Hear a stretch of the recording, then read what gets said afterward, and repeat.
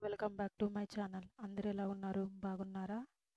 ఈరోజు ఇంట్లో పూరీలు చేశానండి. దానికి కావాల్సిన కర్రీ ఎలా చేసుకోవాలో ఇప్పుడు చూద్దాము. ముందుగా స్టవ్ వెలిగించి పాన్ పెట్టుకుని ఆయిల్ యాడ్ చేసుకోండి. ఆయిల్ బాగా హీట్ అయిన తర్వాత ఇందులో మనము చిన్న చిన్నగా కట్ చేసి పెట్టుకున్న ఉల్లిపాయలు, పచ్చిమిర్చి, వాటితో పాటు కరివేపాకు వేసి కొంచెం అంతా సాల్ట్ యాడ్ చేసుకోండి.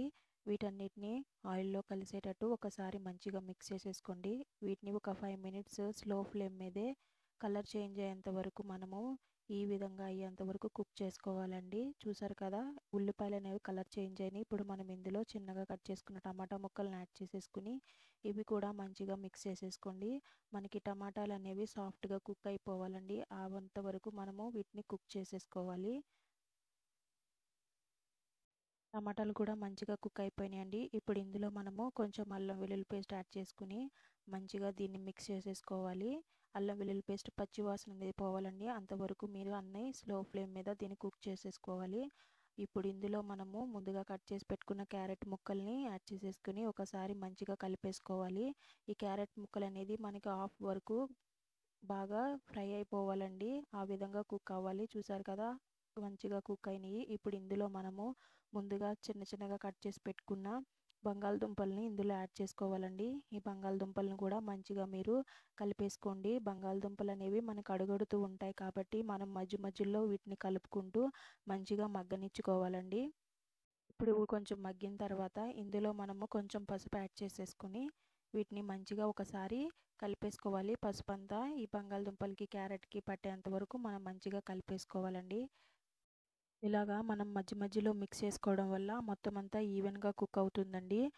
అండ్ బంగాళదుంపలు కూడా మనకి ప్యాన్కి అంటుకోకుండా ఉంటాయి. ఇప్పుడు ఇందులో మనము కొంచెం కారము, ధనియాల పొడి, గరం మసాలా యాడ్ చేసుకోవాలి. గరం మసాలా ఇంట్లో ప్రిపేర్ చేసింది అయితే కొంచెం తక్కువ యాడ్ చేసుకోండి, ఎందుకంటే అది కొంచెం ఘాటుగా ఉంటుంది కాబట్టి. ఇప్పుడు వీటన్నిటిని మనము ఈవెన్గా మిక్స్ అయ్యేటట్టు కలిపేసుకుని ఒక 2-3 మినిట్స్ దీన్ని స్లో ఫ్లేమ్ మీద మనం మగ్గనిచ్చుకోవాలండి. అప్పుడు మనకి కారం ఇవన్నీ పచ్చివాసన అనేది పోతుంది. అన్నిటికి కూడా కారం మంచిగా పడుతుంది. ఆయిల్ ఇలా రిలీజ్ చేస్తూ ఉంటుందండి. ఇలా టైంలో మనం ఒకసారి కలిపేసుకుని ఇందులో మనకి ఎంతైతే గ్రేవీ కావాలనుకుంటున్నామో అంత వాటర్ యాడ్ చేసుకోండి. నేనైతే 1.5 గ్లాస్ వాటర్ యాడ్ చేశానండి.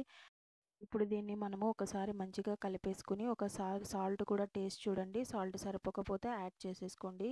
నేను యాక్చువల్గా సాల్ట్ అనేది తక్కువ వేస్తూ ఉంటాను కాబట్టి ఒకసారి సాల్ట్ చూసుకున్నాను, సరిపోకపోతే దాన్ని కొంచెం యాడ్ చేసేసుకున్నానండి.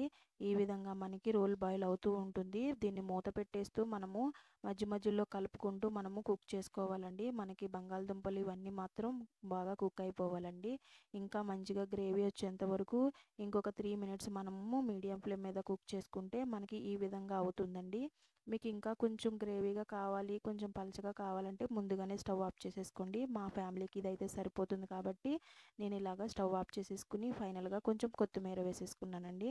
అంతేనండి, ఎంతో టేస్టీ అయిన బంగాళదుంప క్యారెట్ కర్రీ అనేది పూరీల్లోకి రెడీ అయిపోయింది. ఇది పూరీల్లోకి చాలా బాగుంటుంది, అన్నంలో కూడా చాలా బాగుంటుందండి. ఒకసారి మీరు కూడా ట్రై చేయండి.